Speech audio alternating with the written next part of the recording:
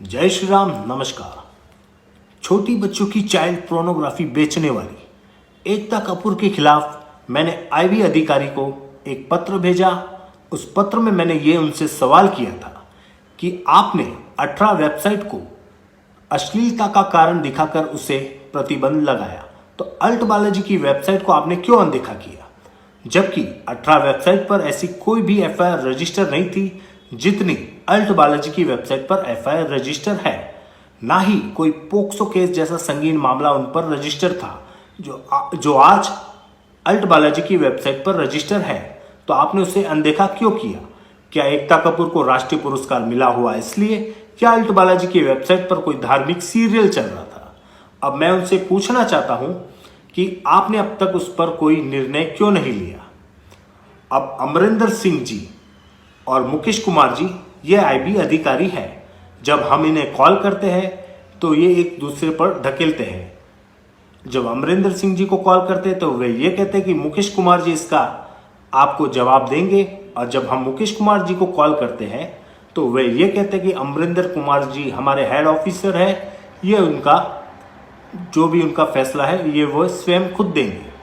तो हम इन दोनों को संज्ञान में लेना चाहते हैं और ये कहते हैं कि आप भी पोक्सो के इस केस में आप भी सह अपराधी हो सकते हो, क्योंकि जब अल्ट बालाजी की वेबसाइट पर एफआईआर रजिस्टर की जा रही थी तब आपने इसे खुली छूट दे रखी थी।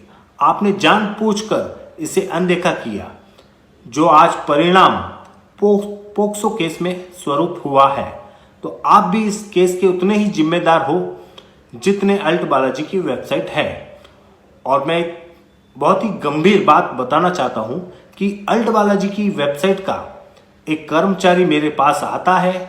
वे कहता है कि एकता कपूर ने आईबी अधिकारी को 12 करोड़ रुपए दिए हैं कि वे ऐसा कोई भी निर्णय ना ले जो अल्ट बालाजी की वेबसाइट पर प्रतिबंध लगे।